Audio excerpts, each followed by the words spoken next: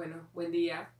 Estoy grabando este video para que tratemos de mantener un contacto más directo sobre el material que aún falta por evaluar.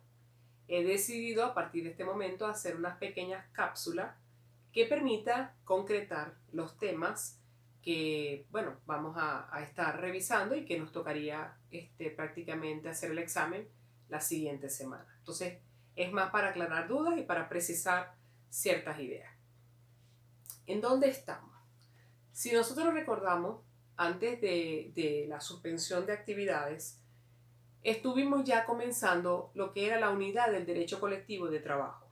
En esa unidad nosotros estudiamos las nociones generales del derecho colectivo, estudiamos el derecho sindical como principio de libertad sindical y estudiamos también la figura de las organizaciones sindicales.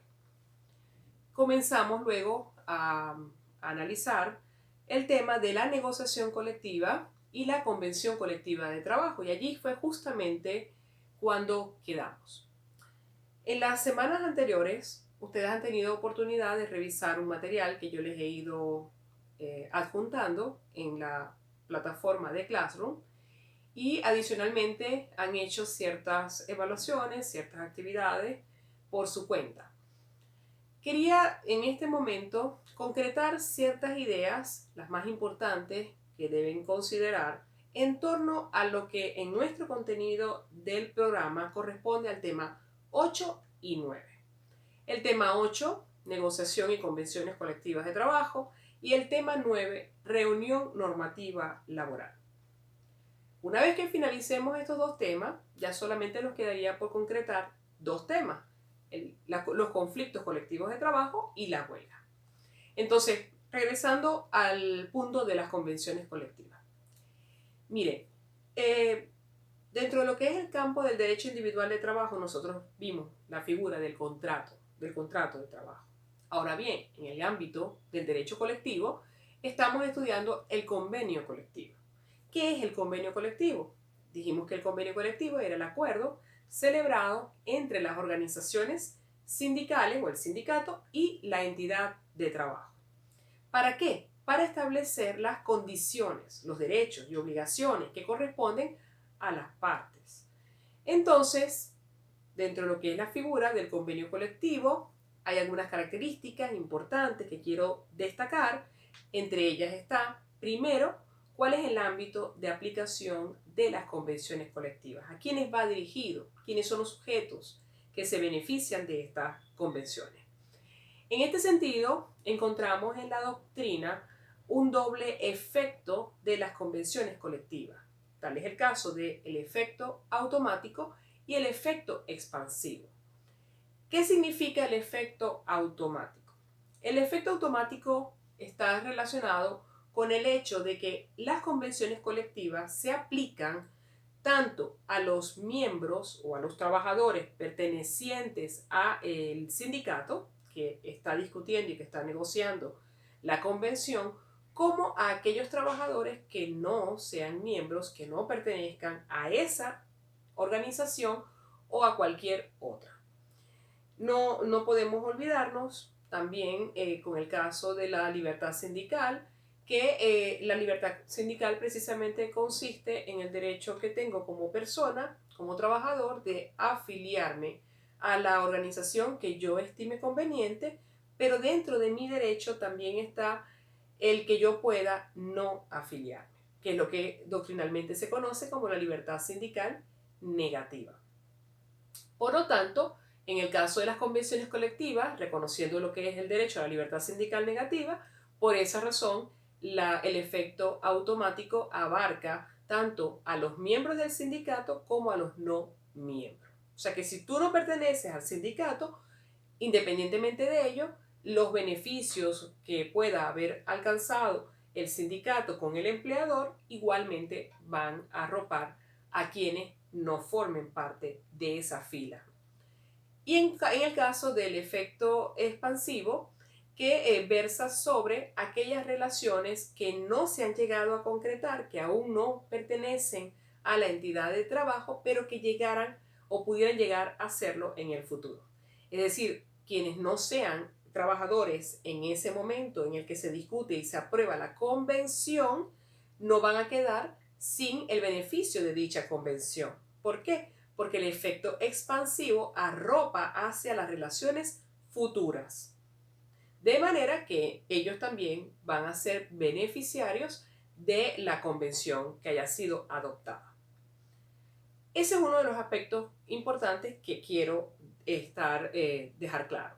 El otro aspecto que también quiero tocar tiene que ver con la duración de las convenciones colectivas de trabajo.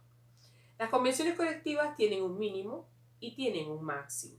La duración mínima de una convención es de 2 años. La duración máxima de una convención es de 3 años. ¿Quién define esa duración? Sencillamente la negociación.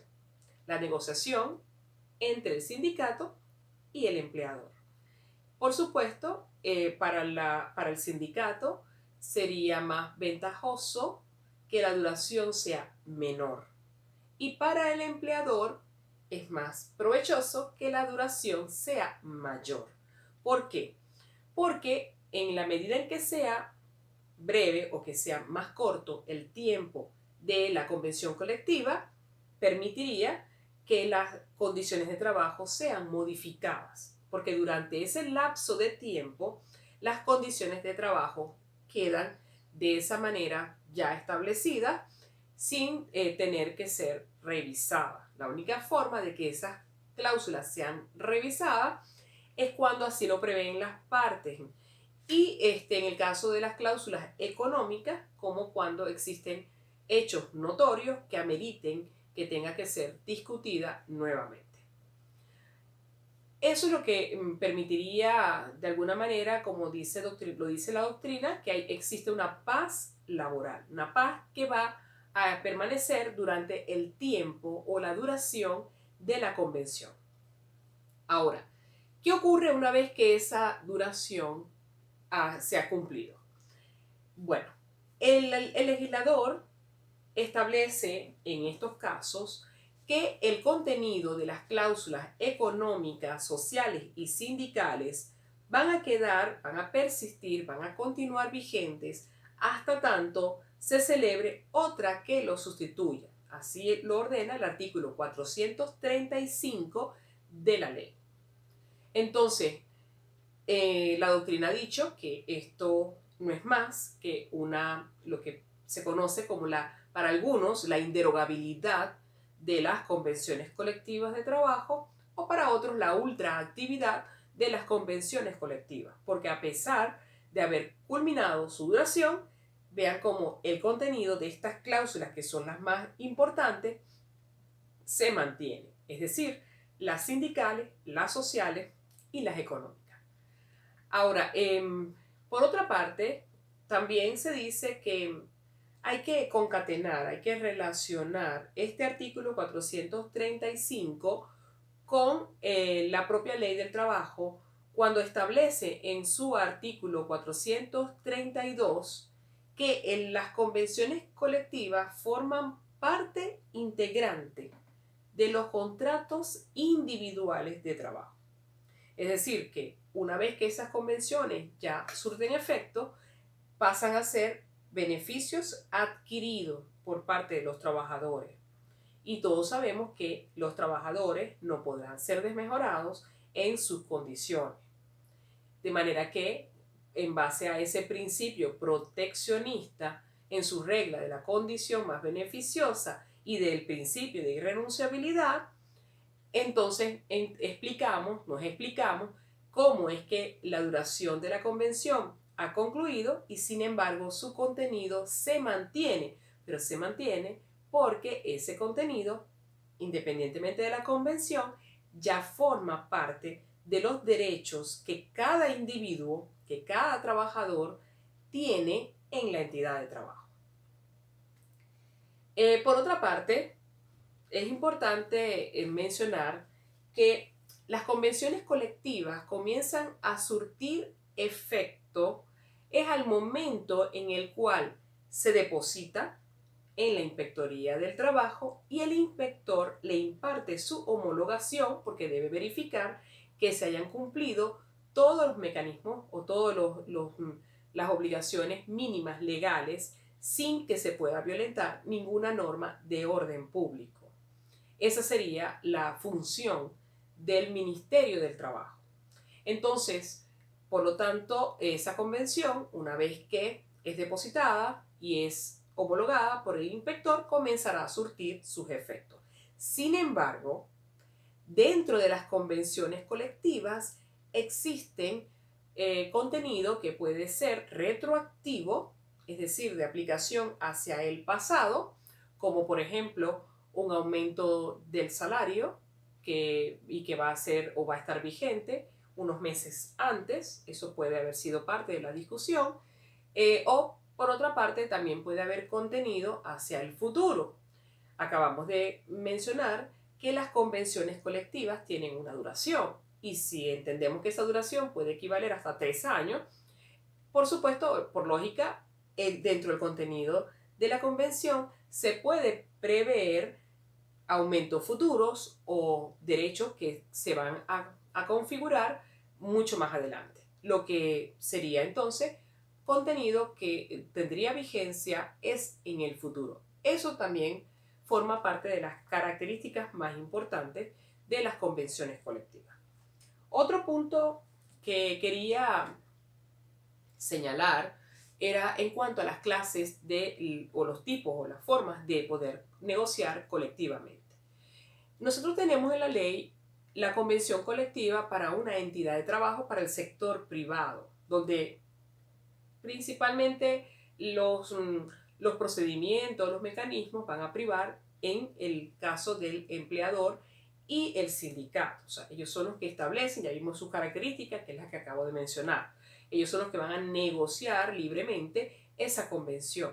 Es muy diferente cuando la convención colectiva se va a manejar en el sector público, porque en el sector público, siendo el Estado uno de los obligados, una parte importante porque va a tener que cumplir económicamente con ese presupuesto o con ese valor que va a tener el convenio colectivo, entonces el legislador en ese caso exige que exista unos presupuestos previos que tienen que haber sido aprobados y además establece un control de legalidad como es la presencia del Procurador General de la República. Eso dependiendo si es un ámbito nacional o si es un ámbito estatal o si es un ámbito local. O sea que dependiendo del ámbito en el que se maneje este sector público, podrá ser a nivel del ámbito nacional o a nivel de la gobernación o a nivel de la alcaldía. Y por otra parte, también encontramos dentro de lo que es las convenciones, los tipos o clases de convenios colectivos, en el caso de las convenciones colectivas por rama de actividad o de industria. Si ustedes ven, una de las diferencias que seguramente pudieron observar dentro del contenido del material que yo les proporcioné, es el hecho de que en las convenciones colectivas para una rama de actividad o de industria existe una pluralidad de otorgantes. Cuando se trata del sector privado, no. Cuando se trata del sector privado es una entidad de trabajo, una entidad que va a negociar con su sindicato. Cuando se trata de una rama de actividad o de industria, tenemos una pluralidad, es decir, del lado del empleador siempre van a haber varios empleadores. Y del lado de los trabajadores, evidentemente, su organización sindical más representativa, es decir, aquella que tiene la mayoría de los afiliados. En el caso entonces de la reunión normativa, si se quiere, ¿qué buscan ellos con esta convención? Bueno, de alguna manera están uniformando las condiciones de trabajo que pueden establecerse en esa actividad, en esa industria. Un ejemplo podría ser una convención colectiva para el sector metalúrgico, para el sector construcción, para el sector de tintorerías, es decir, para el mismo sector petrolero. Entonces, no es una convención en cada entidad de trabajo, sino que es una sola convención que agrupa a todas esas entidades. Por esa razón, el legislador le dedica un título especial y establece unos mecanismos, unos procedimientos mucho más rigurosos y mucho más formales que para la entidad privada. Por ejemplo, para poder negociar una convención colectiva por rama de actividad, tiene que haber una publicación de su convocatoria en un periódico de circulación nacional. Y esa exigencia no está en la entidad de trabajo privada.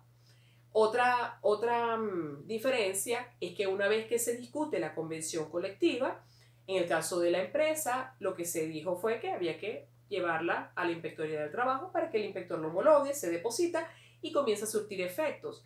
En el caso de la reunión normativa laboral o convenio colectivo por rama de actividad o de industria, no ocurre así. Esta convención, una vez que ha finalizado su discusión, tiene que ser publicada en Gaceta Oficial de la República. Entonces, por esa razón, vemos una mayor formalidad. Pero es por las implicaciones, las obligaciones que esta convocatoria va a significar para el sector. Entonces, y por último, quería destacar una figura que yo sé que quizás no a todos les quedó claro con la lectura, porque fue una de las preguntas que yo les planteé, que era qué se entendía por acuerdos colectivos. Vean, el acuerdo colectivo no es propiamente una convención colectiva. El acuerdo colectivo es una figura jurídica que no está establecida en la ley del trabajo, está establecida en el reglamento. Pero todos sabemos que el reglamento que mantenemos en este momento vigente es el reglamento de la Ley Orgánica del Trabajo del 97, que fue posteriormente derogada por la Ley Orgánica del Trabajo, Trabajadores y Trabajadoras, que no tiene un reglamento especial. Sin embargo, este reglamento de la Ley Orgánica del Trabajo se mantiene vigente en todo lo que no contraríe a la LOTTT. Este reglamento, el reglamento de la Ley Orgánica del Trabajo, tiene una figura que es la del acuerdo colectivo.